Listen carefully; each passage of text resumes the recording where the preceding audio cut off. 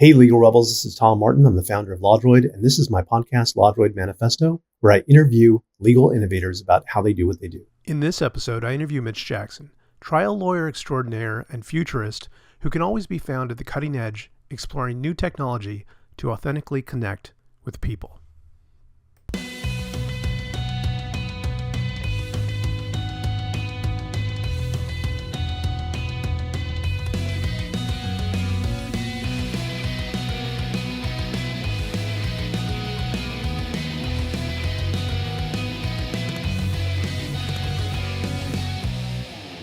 Hey, everybody. Welcome to the LawDroid Manifesto podcast. This is Tom Martin. I'm your host, and I'm so excited today to have Mitch Jackson on my show. He has so many accomplishments. It's really difficult to list all of them because they take up several pages, but he is the founding partner of Jackson Wilson Law Firm, which has been in Orange County, California for 30 years, delivering outstanding results to people in Orange County for personal injury and wrongful death. Is it accurate that over 70 trials that you've done? Yep, that's it. Jury trials, start to finish here in the Orange County Superior Court. So it's been a fun ride. And, you know, you've been interviewed by Katie Couric, Anderson Cooper for your insight on different issues. Is that? Different case. Yeah, we've been on panels together. We've participated in shows together, depending on the topics. And it's funny, Tom, because first of all, it's good to see you here. And I'm glad that we're here, right?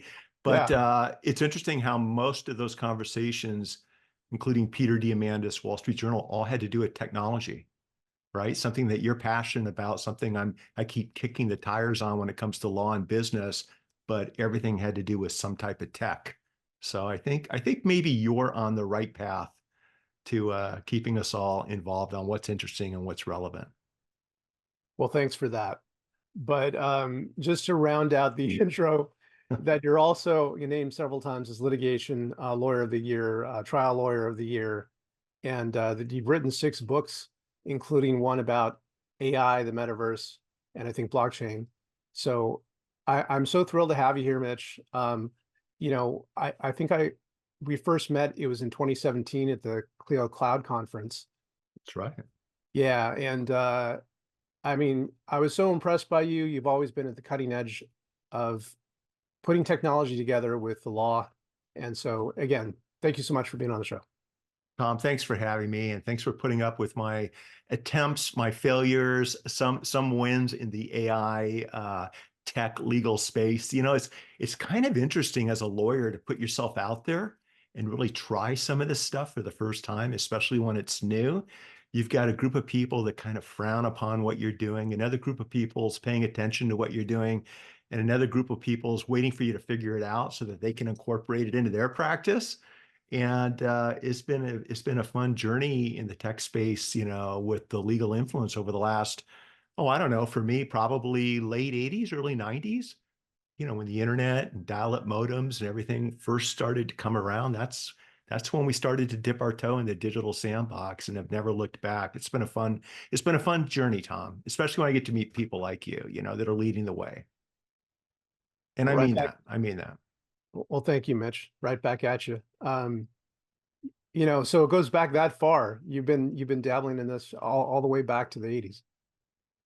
Had to figure out a way to stand out in the legal community here in Orange County, California. When I first started practicing, and I'm a first year college graduate, much less a first year lawyer in my immediate family, and grew up in Tucson, Arizona on a guest ranch. And we had guests from all over the world visiting, playing cowboy or cowgirl for a week, riding horses and doing all those other fun cowboy things. And I watched my mom and dad over the years interact with all of our guests, and the types of conversations and relationships and rapport that they built. And the reason I'm bringing this up is that when I moved to Orange County, California, went to law school, opened up my own practice on day one, I realized if I tapped into these same relationship, networking, and communication approaches and tools that I watched my mom and dad do for 20 plus years while I lived on the ranch, it might help me build out a firm. And what I didn't realize though, Tom, and there's probably some lawyers out there that can relate to this, especially new practitioners, it's kind of hard to get your foot in the door when you're the new kid on the block. How do you get the cases? How do you get those referrals? How do you stand out? And what I noticed when the internet, as I understood it to be, dial-up modems, the early websites, things like this started to come around, it allowed us an opportunity to do something different, to answer legal questions instead of 1-to-1, 1-to-100, 1-to-1,000 with, the early video days when YouTube came around in the 2005, 6, 7, whatever it was, and to all of a sudden be able to do things that other lawyers weren't doing to create that brand and that opportunity. So yes, we definitely leveraged digital technology, the internet, and other file sharing services back in the day as an opportunity to stand out from all the other lawyers in town. And wrapping up my response, it's led me to firmly believe that if you're working hard to be just like all the other lawyers in town, you're building your brand and your practice the wrong way. If you're unique, engaging, somewhat entertaining at times when it's appropriate, and you're doing things a new way, looking through a new lens, I think that gives you the opportunity to build your own brand so that when you look back, you know that you're not leaving your cards on the table. So that's what got me interested in tech early on, Tom, is it was a fascinating time back then for those of us that were around. And it definitely opened some doors as a lawyer and created new opportunities that I don't think I would have had I not embraced the new technology and the new opportunities. I wholeheartedly agree with you, Mitch, that I think that there's a lot of opportunities that sometimes lawyers miss out on because they're doing it like everyone else, you know? And I was guilty of it too when I launched my own practice in Sure. 2006. You see, you kind of look out there for examples, and sometimes you see that what other people are doing with their website or what have you, and you mimic it, but you don't stand out from the crowd that way. It's tough, especially when established firms have large marketing and branding budgets, and they can promote their success and all the good things that they do to more potential clients than maybe you could or I could when I started in 1986. And it took a moment for me to finally really realize, Mitch, you got to give yourself permission to try some new things. You can play the same game that everyone else is playing or try something new. And because I tried something new, Tom, I allowed me to meet a lot of mutual friends of yours in this space, right? In the legal tech space. It's allowed us over the years to bring in some really interesting clients and participate from a legal standpoint in this space. And it's been a fun ride. It's made practicing law an interesting and fascinating journey. Yeah, definitely. It's nice to have a little spice involved in that. Uh, Absolutely. so before we get into the tech stuff and all that, which I definitely want to get into with you because I know that you're so knowledgeable about it, I want to go back a little bit. I can't let it go about the ranch. Tell me more. That must have been an amazing experience. Your parents ran a ranch? Yes, my mom and dad, along with my dad's parents, moved to Tucson, Arizona from Columbus, Ohio, and opened up a dude ranch called the Saddle and Surrey Guest Ranch. And they'd entertain guests from all over the world in just outside of Tucson, Arizona. And so I grew up doing all those things, right? All the cowboy things, riding, roping, driving tractors, cleaning manure, but parlaying that with having an opportunity as I got older to meet some really interesting guests. Most of them were repeat guests. They'd come back year after year, and the kids would grow up together, and I'd watch my parents nurture these relationships and make true friends. But we had guests at the ranch, people like Walt Disney and his family. It was the year before I was born.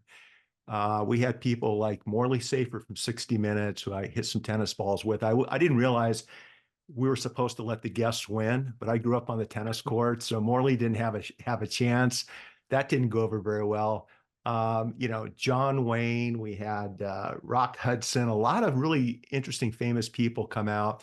And when the lawyers from around the world would come out, I used to love sitting at the bar, especially when I got a little bit older, and hear their war stories and hear how they've made a difference in their client's case, or a book that they read, or maybe an interview they did that a movie was crafted after. And it just really piqued my interest. Like, okay, maybe there's something else that I might want to do rather than take over the ranch, or maybe get into the resort industry. And the key point to me, Tom, is after graduating from the University of Arizona, I actually took a position up at Lake Tahoe, helping open up Caesar's Tahoe.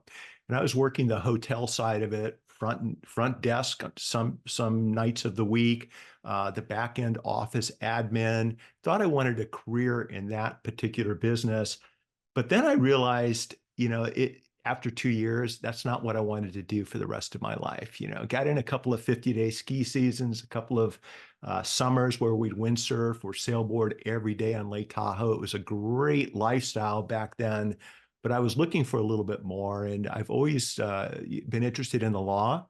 And a friend of mine who I skied with, who was a lawyer, said, Mitch, if you want to go to law school, do it now before you have too many financial obligations, family, bills, mortgages, things like this.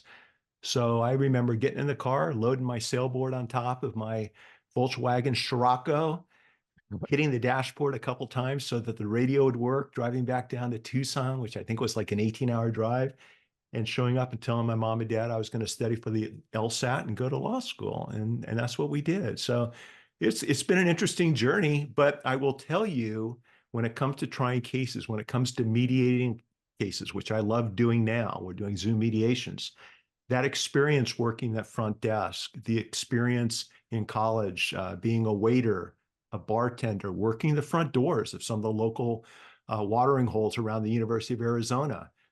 All of those things, I think, really have helped me connect with people and frankly, win some of the cases that I've won over the years. It's not what I learned in law school. It's those people skills. It's those building rapport skills that I think, I wrote about last week on LinkedIn. I think it's communications, one of the most important things we can all learn how to do and do better each and every day, with new technology basically assisting us or pushing us down that path to be better and faster. Mitch, you already anticipated a lot of the questions I have and where I'm going with this. But one of the things I love doing with guests I get to talk to is seeing those early motivations and influences and the threads that run through their career and their life, and hearing more about your experience on the ranch with your parents. I mean, number one, the fact that your parents actually created that business, you know, obviously had an effect on you in terms of having an entrepreneurial mindset and being able to see opportunities as they come. I see that in everything else that you've done. Also, like the fact that you're so easy to talk to and you're so good at, breaking the ice with people. And it makes perfect sense now that you were probably doing that on a daily basis multiple times with the people that you met there, right? Oftentimes not by choice. I mean, imagine growing up on a ranch where the guests come first. And back then, there were only 3 channels on the television. So if I'm laying there when I was younger watching Saturday morning cartoons, and the guests from back east, and this is what would happen, wanted to come in and watch, a Michigan or Ohio State, basketball or football game, that channel got changed. It was an interesting way of kind of growing up in a really cool lifestyle, but we always had to put the guests first, which means there wasn't a whole lot of privacy, but I was exposed to a lot of very successful people, and I kind of paid attention to what separated them from other people I had met in life, Tom. And I think it's a combination of growing up in that environment, but also for me, it was marrying Lisa. You've met my wife. You were kind enough to have me participate in one of your just wonderful events. And Lisa grew up in a business where her mom and dad worked together. And for those of you that haven't met my wife, Lisa, it's Lisa Wilson. We met in law school, and she's been a partner in the firm, Jackson and Wilson, ever since we started it. We've been working together ever since. And her mom and dad worked together. And when you're working together, you give each other space when if I'm preparing for a trial, Lisa understands, she'll pick up the ball and run with it on some other things, and vice versa. If she's working, getting ready for litigation or trial, I'll pick up the ball and run with it. And she grew up with her mom and dad doing the same thing. When they met in high school, Mike's first job after he got out of the Army was loading milk crates on the back of a milk truck. And when I met the family, uh, maybe 20 years later, whatever it was, when I first met Lisa and she brought me home, they had their own dairy distributorship in the Antelope Valley, very successful family, which I believe they sold when Mike and Joyce were about 52 or 53. They retired early. And then after about 6 months, Mike got bored and decided that they needed a community bank. And not having any banking experience, he and some friends, along with Joyce, got together and started the Antelope Valley Bank in Lancaster, California, right? So she grew up in that environment. I grew up in that environment. And I think because of that, we've been encouraging each other to take calculated but focused risk, ever since, and all the things that you see me doing and all the things that I see you doing too as an entrepreneur. It just makes it easier. Wow. I think for some people that might be listening or watching this, they might not be able to imagine working with their spouse 24/7, Right. Sure. I get it.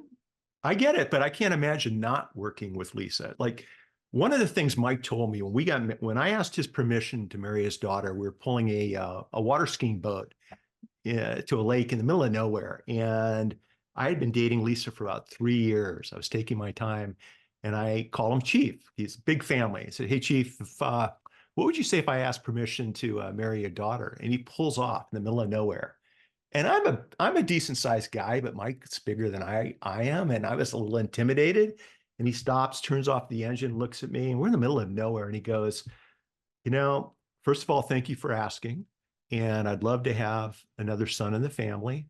But do me a favor. When we get to the lake, I want you to ask Joycey, my current mother-in-law, ask her permission too. And it kind of resonated in me, the level of mutual respect that needs to happen when you're doing these things. And when Joyce said yes, Mike goes, I got one more word of advice for you. When you're sitting around the water cooler, when you're with your friends at work, do me a favor and don't be that guy that badmouths his spouse. Like, don't participate in those conversations.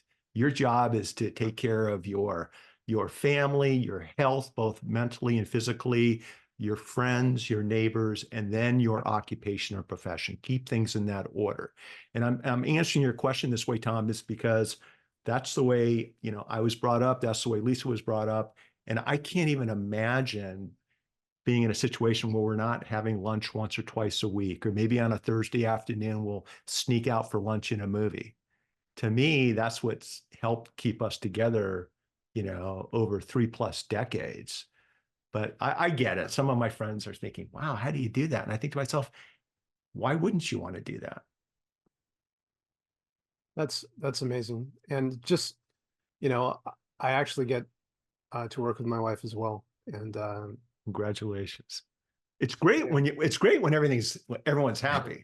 Don't get yeah, us wrong. Don't get Tom and I wrong. There are moments, right, where it's like, she'll tell me, Mitch, you go into work, you're not going to see me today, or vice versa. But that's life. That's reality. And 9 times out of 10, it's a really good experience. And I'm lucky because I get to be married to one of the best trial lawyers on the planet. If I ever have an issue, if I ever have a question, I can run it by Lisa, and we're good to go. So it works. it's awesome when it does work. Yep. Well, so I understand like initially like bringing some of the tech in terms of differentiating your brand and like what you do differently. And I see that you've consistently uh, been getting that message out. And even now you have like a virtual mediation that you offer, right? Maneuver mediation. Exactly. So one of the things I enjoy doing is negotiating and mediating civil disputes. And ever since COVID, as you well know, because of the speed of technology, consumer acceptance, remote working.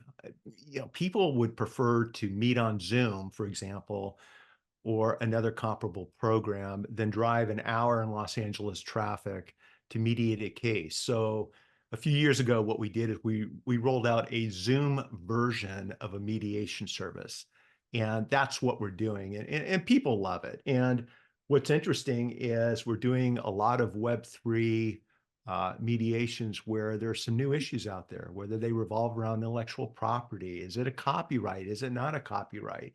Did somebody make a mistake as to their interpretation of a smart contract? Whatever it may be, nobody's really aware as to how that case is going to turn out in front of a judge or a jury. They don't want the bad public publicity. I think I was repetitive there. They don't want the publicity of filing a case and then not prevailing on that action. They don't want to spend the time or money litigating these things.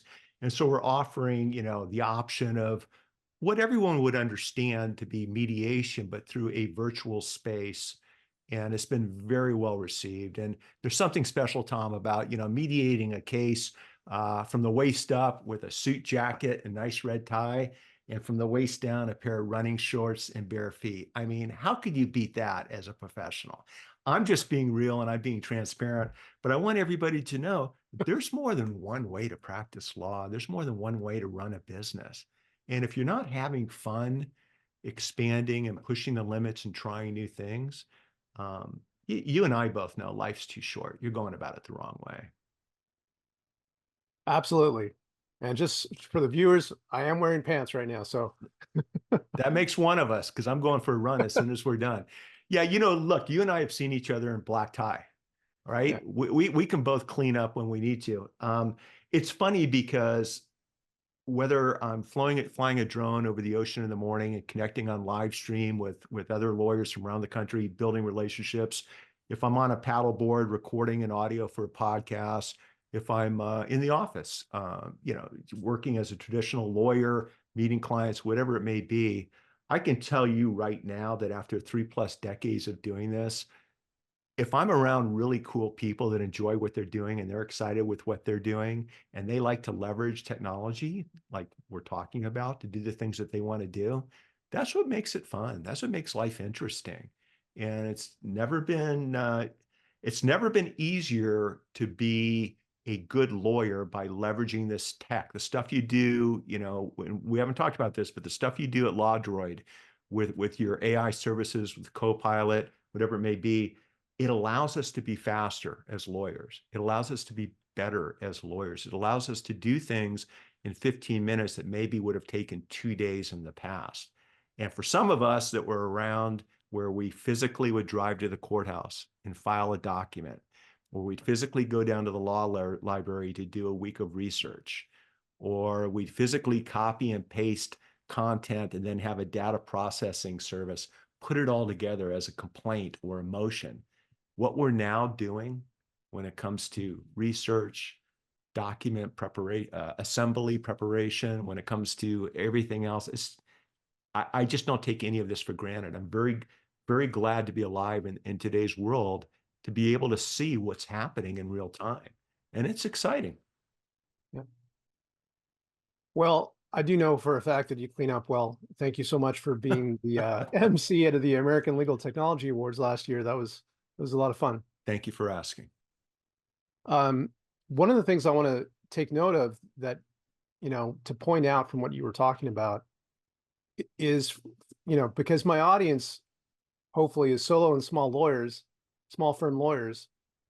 And so it's not just about using tech for workflows and efficiency and all that, but it opens up potential doors of opportunity.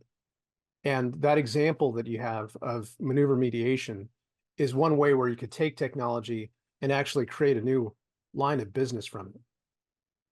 Quickly and easily. In the past, it would have cost tens of thousands of dollars and a lot of flights around the country to shake hands and build relationships and to nurture the new business. Today, it's a couple of clicks. It's a little changing your mindset. It's tapping into existing resources to do the things that we're talking about. One of the things I'm really enjoying with the virtual mediations, Tom, and you're going to get a kick out of this, I may have talked to you about this, is if we're in a 4 or 8 hour mediation, the parties are in breakout rooms, just like a traditional mediation. They don't necessarily need to see each other. And let me make sure my phone's off. And what we'll do is during an impasse, I'll just let the parties know, listen, grab a cup of coffee, talk to each other. I'm going to step out for a second and I'll be back in 3 to 5 minutes.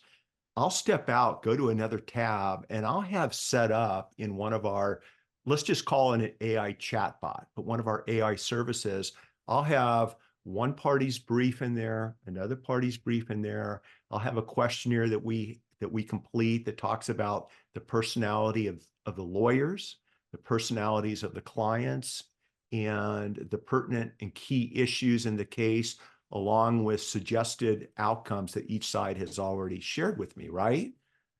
And can you hear me okay? Yeah. Sorry about that. I think my Bluetooth's connected.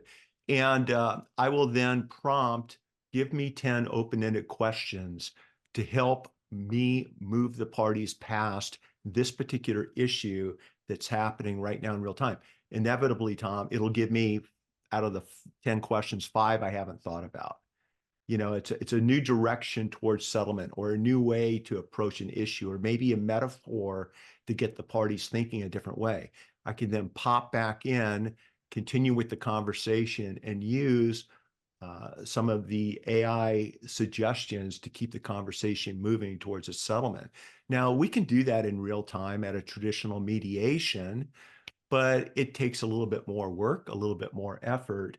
And I think the more people realize how to leverage this technology, you can set things up ahead of time to help you facilitate real-time case resolution, real-time landing that client, real-time opening and closing opening statements or closing arguments that are personalized towards the specific audience and personalities and issues at hand. So yeah, this is an exciting time to be a lawyer. And, I'm not a coder.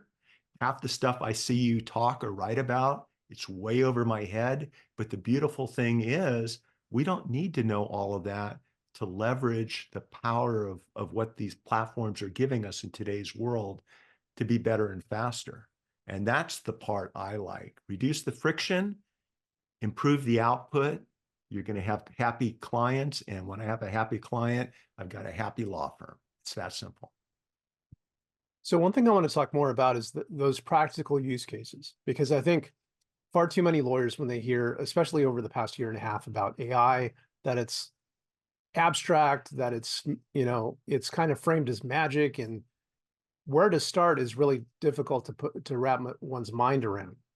And that example, one concrete example you gave about it creating questions that you could bring up, or issues that you could bring up to break a logjam, like not only like in the abstract, create some like deposition questions for me or whatever, but these are within the context of a mediation and specifically geared towards trying to move the mediation forward.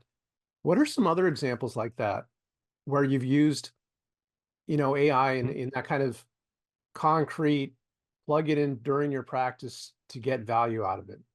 Well, I'll tell you, we didn't get a chance to try the case, but I was preparing an opening statement in a jury trial for significant damages, a case settled, where it was in a conservative venue. There were some local issues that were in the news, and I wanted to make sure I had the right people sitting in the jury box.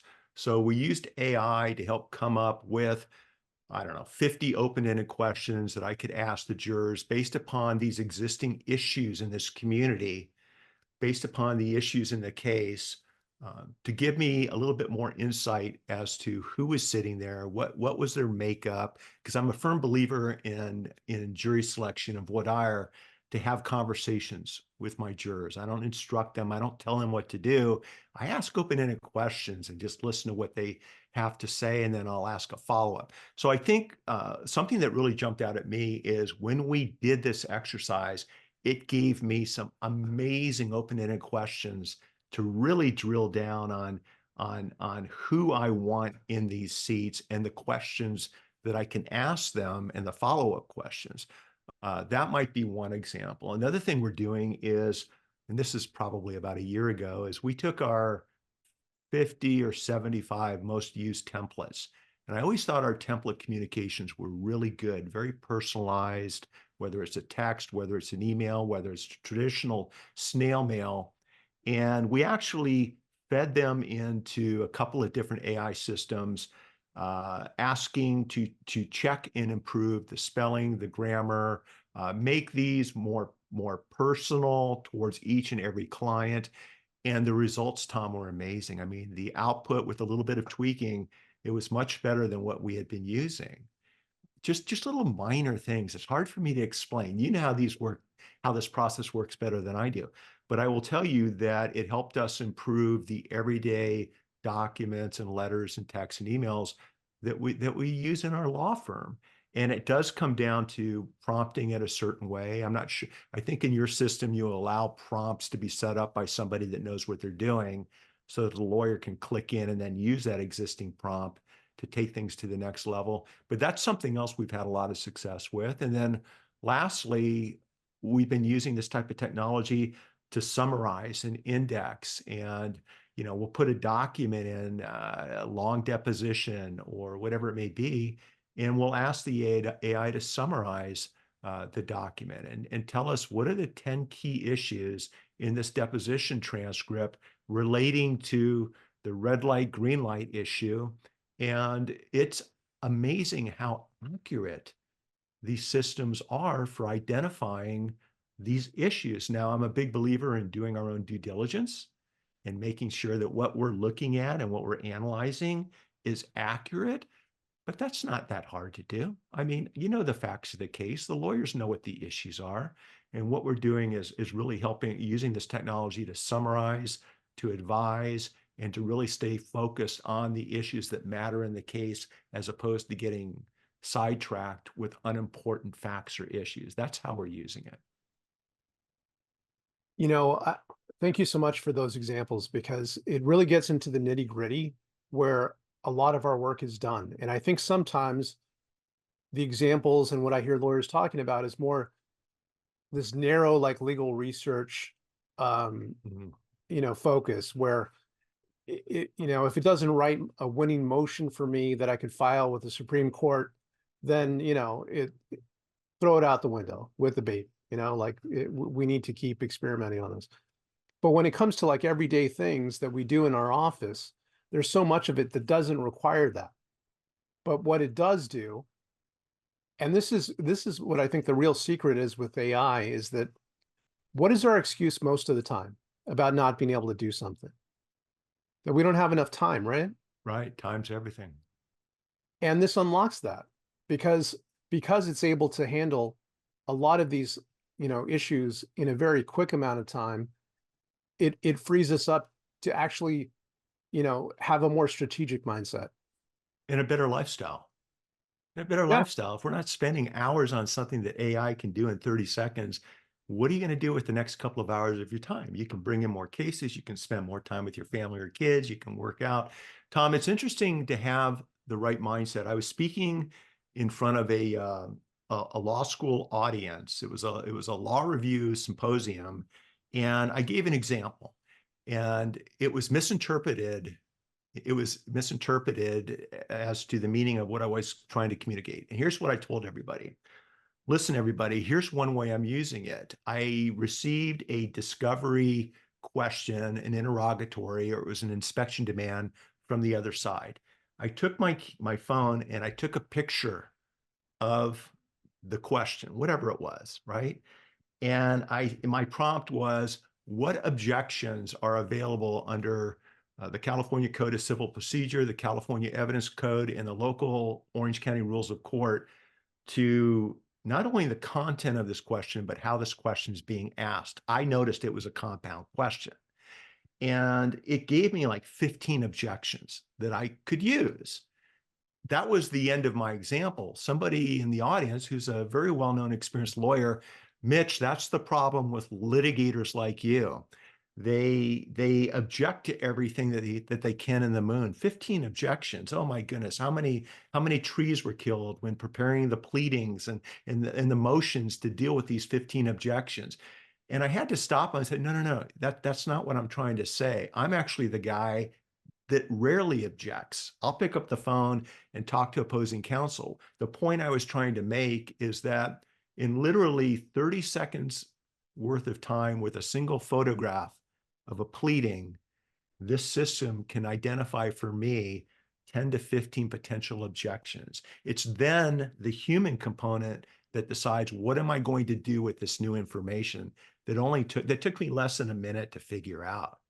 It's so powerful, but you've got some people that are so they've dug themselves into one position or another that they never even give themselves a chance to explore the power of this type of technology. And that was a really good real world example where once I explained it to him and my audience of 200 or 300 people, whatever it was, everyone was like, oh, that makes sense. That's a really cool way to use the technology. Take us back by the hand and explain again how we can take a picture of something and have AI analyze what's inside the picture. That to me is so powerful, right?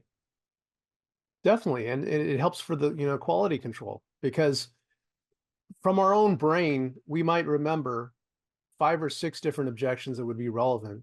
But how wonderful to have it filled out with 15 so that, we're not forced to use all 15. No, no, I don't think I used any of them. I think I made a phone call and we got it worked out. But it's good. I think the more information in front of us, not only makes us better lawyers, but if you use that information to help create a better work product, and I think even more importantly, create better client relationships, client experiences, that's where it starts to get really exciting for me is if we can use this technology to keep our time to a minimum, to improve the output, to improve our relationships and communication processes with our clients. To me, that's what's important. I don't really care how we get there. I just want to get there. That it makes me think of, I think it was yesterday or the day before, you had a get together where people were talking online about this new, this AI song creator. Right. Oh, Suno.ai. Right. yeah.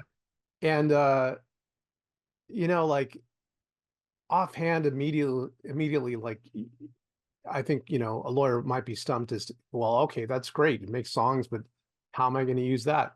And you had this interesting idea. I mean, for the right client, like that you're friendly with, you might create a jingle or something that would, it would just make them smile. And sometimes that's what you need. Sometimes, that's what you need to bring in that new client or to win that jury verdict is something new and unique, something that shows that you or your team has spent some time really appreciating where that client's coming from. And my point with Suno.ai was simply to play around with a new technology that allows you, and if everyone's not familiar with it, you can type in the type of music you're looking for and it creates a song. You can type in the lyrics or it will generate its own lyrics based upon the talking points that you put in. Or you can create a song in an AI service like LawDroids or ChatGPT, whatever it may be, and you can copy and paste the text into Suno and it'll write a song around it, any type of tempo or tune or genre that you're interested in. Just something fun to play around with. And I think lawyers that play around with this stuff, it kind of helps you rewire your brain a little bit so that when you're using a lawyer-focused AI tool to do X, Y, or Z, inevitably something you've picked up in the Suno app, you're going to be able to use in your prompting efforts or in your review efforts of a more legal focused type of service. So this week, Tom, we're focusing on, and it's interesting with OpenAI's announcement this morning that you and I were talking about before we went live. This week, we're talking about Pi.ai, which is a platform that allows you to talk to your phone and get voice, results, whether it's what's the California civil code for a strict liability dog bite case, boom, it brings it right up. What are the elements of that? And what's the related jury instruction in the state of California? Pulls up that jury instruction along with the jury number. You can then pivot to, let's pivot for a second. My 24-year-old son's not responding to my text messages.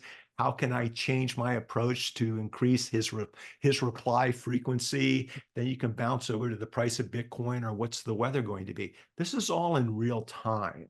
And lawyers that can't figure out how to use this type of technology to improve the quality of their practice, to improve the quality of their life, it's because they're not giving themselves a chance. They've already written it off. When in fact, the train's left the station.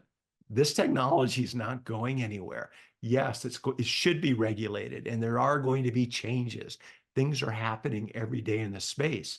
But if I was a new lawyer just starting off right now, I'd be looking at everything that you and I are talking about, Tom, as an opportunity, whether it's in intellectual property law, contract law, Web3 smart contract, blockchain law, whatever it may be. There's never been a greater need for more, legal services in so many different spaces that it just blows my mind. I've never seen anything like this in my lifetime. And we're just getting started. It's crazy. One thing that strikes me about you, Mitch, is just that you have such a open, curious mindset about all of this stuff that's happening and taking it in, experimenting with it, seeing how, it fits into everything else, and then, but not being afraid to do that too. Do you, what, where does that come from? Like, how is that is it just a natural part of you that you've always been like that, or how do you keep that Uh, going? I haven't thought of it that way. I think for everything you see me doing online, there were, 10 other instances where you didn't see anything at all. Like there's a filtering system here. And I obviously probably don't do most of the things I think about. And what you see is something that I've thought to myself, okay, it makes sense. I've done my due diligence. Traditional state bar rules, in my opinion, uh, allow me to do what I want to do. But let me circle back with growing up. I was the guy, in high school football, especially my senior year in Tucson, 110, 115 degrees, full pad, summer practice. Back then, they didn't encourage us drinking a lot of water because it would toughen us up not to do that. Yeah, this is back, 73, 74, 75. It was a different world. But I'd look up at A Mountain next to our practice field and I'd see these hang gliders flying off, in the cool desert breeze off of A Mountain. I thought to myself, that looks like fun. So my buddy and I signed up, took hang gliding lessons in Sonoyta, Arizona. A month and a half later, we're flying off at A Mountain and all around Arizona and Southern California. We got our expert hang floor licenses, which took us about a year. And I never thought about the risk involved with any of that. It just seemed like something fun to do, right? We then went into sailboarding and scuba diving and all this other fun stuff. Things at rock climbing, things that wouldn't necessarily want my kids to be doing today. But I think what I did learn from those early life experiences is I'm glad I took the risk. It was interesting, and it always brought something back into my relationships, or maybe how whether or not I decide to take a case. Is it a challenging case? Is it a case that nobody else wants? The two awards that you mentioned were both cases that other prominent law firms in town weren't interested in taking, and the clients, were referred over to me, and I frankly, with both cases, I just fell in love with the families and really felt bad about what they had been through, and thought, you know what, I think this is something where I can bring some value. And we did that and got, big new verdicts in the state of California on these cases. But maybe, Tom, it's because of the early life experiences where if I didn't prevail at the end of a trial, after full disclosure to the client, them understanding and writing what the challenges of the case are, would it really be the end of the world for me? In other words, if I did my best and tried to bring value to their cases, their causes, and their lives, if I'm successful, that's great. If I'm not successful, they understood what the hurdles were. The sun's going to come up tomorrow morning. So I don't allow that kind of stuff to define who I am or the decisions that I make. And I think when we then take a step back and look at embracing this technology, to me, this is a lot less risky than filing a lawsuit and taking it to trial. This is about, different digital sandboxes that we can play in to make life better, to improve the quality of an outcome for a client, and to meet really cool people. You and I have met some really, really fascinating people in this space. And I know for a fact, had I not started, dabbling in technology and the law years ago, I wouldn't have met a lot of our mutual friends. And to me, relationships and friends, that's really what it's all about when it's said and done. No one's going to ask me, how many cases have you tried? How many cases, how many clients have you represented over the last 3 decades? You and I both know it comes down to friendships and how you've added value into other people's lives. And I only wish, and I don't know about you, I only wish I was 25 years, I was 25 years old again. Like I wish I was at the beginning of this next phase of law and technology, because I think it's going to be a fun and exciting ride uh, for everybody involved.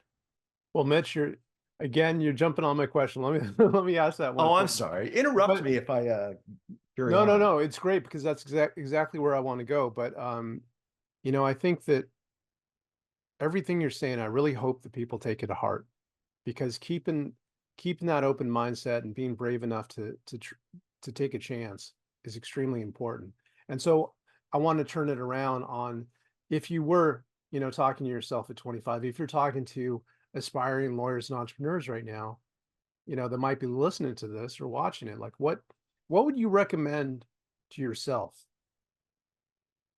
Well, I would, first of all, I think practicing law, for me, it's the best profession, the best occupation in the world. So I would, tell myself, definitely get your butt into law school, study, do what you need to do to, to get through school and pass the bar. I loved opening up my own practice. So if you have the ability to open up your own practice, even though the first couple of years are tough, I think with modern technology, you can do it more cost effectively than ever.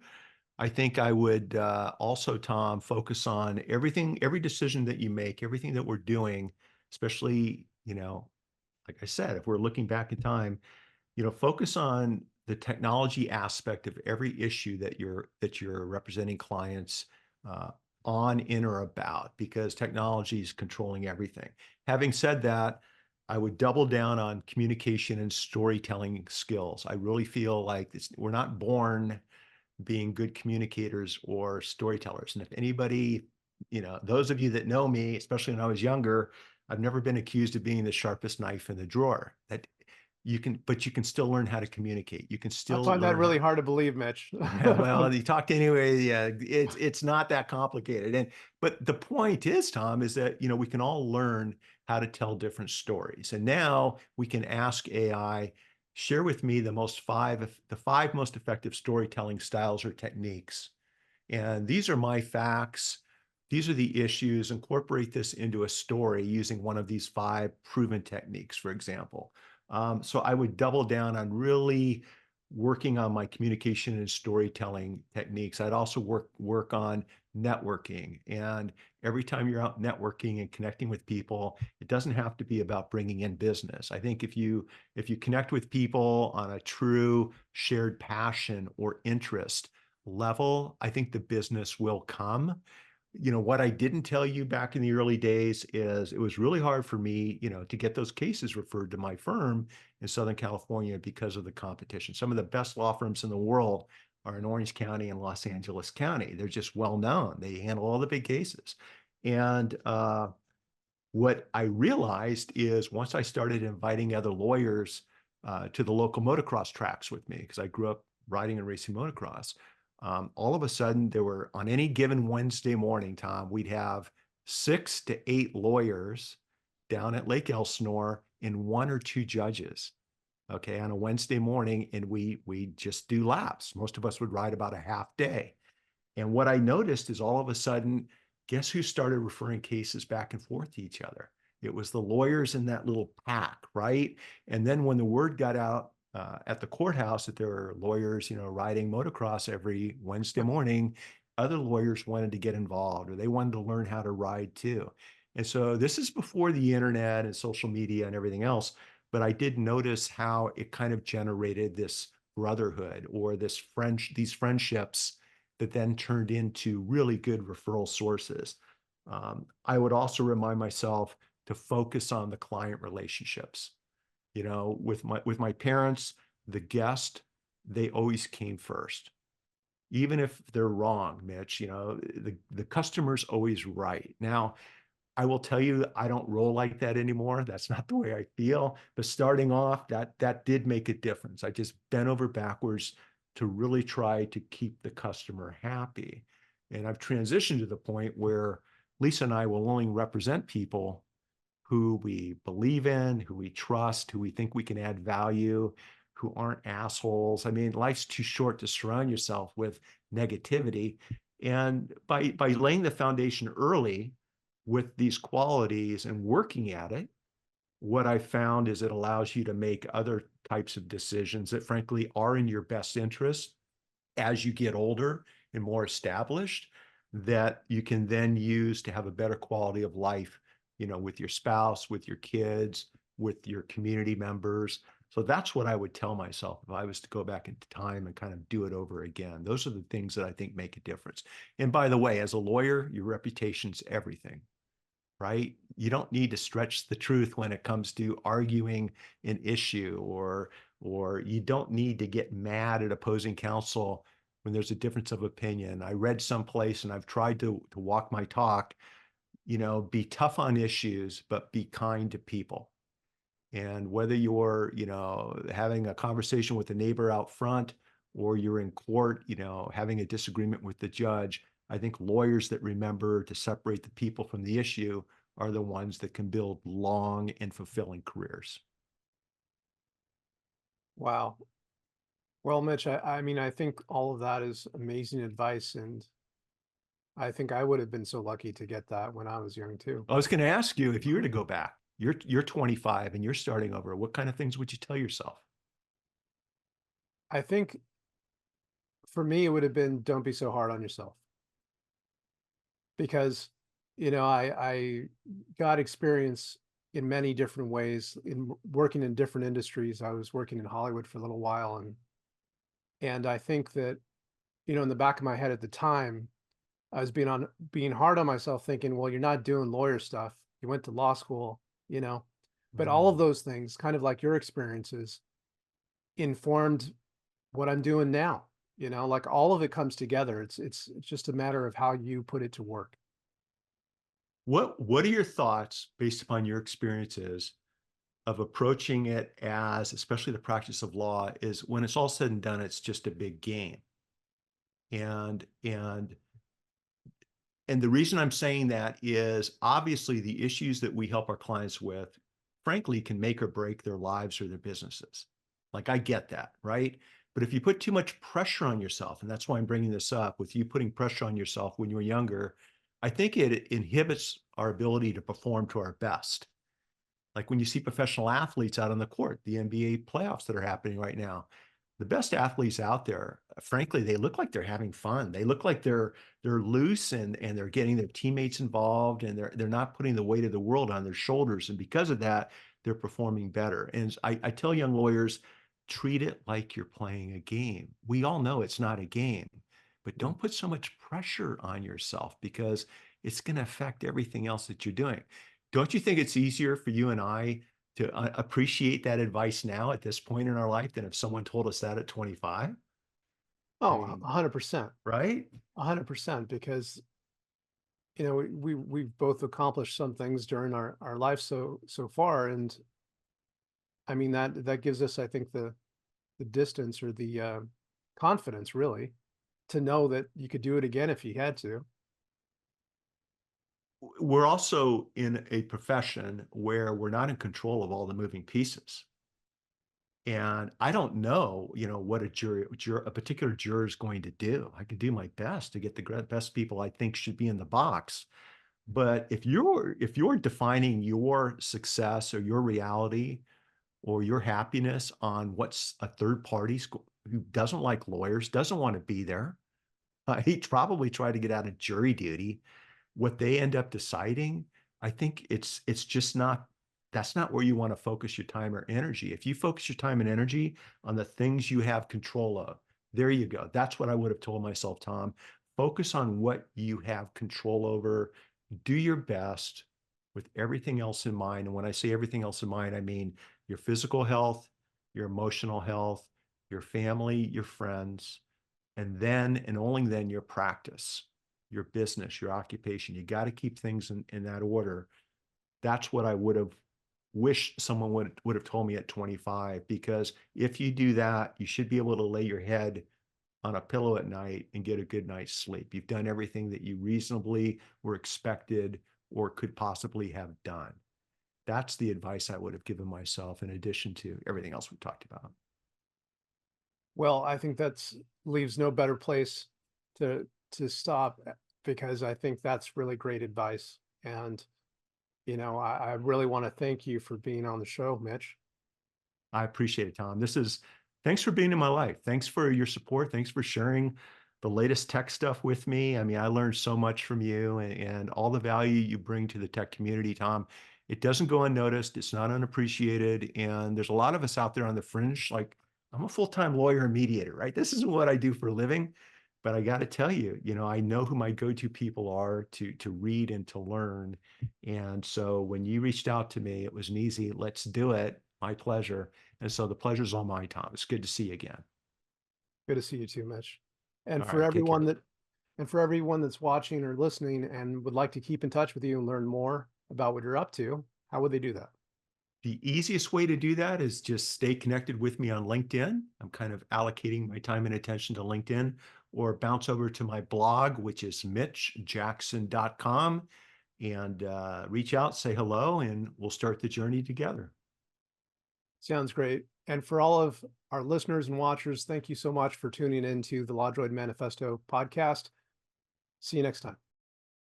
Thank you so much for watching the latest episode of the LawDroid Manifesto podcast. To keep in the loop about upcoming episodes, please subscribe to LawDroid Manifesto and you'll get notified. Thanks for watching. See you next time.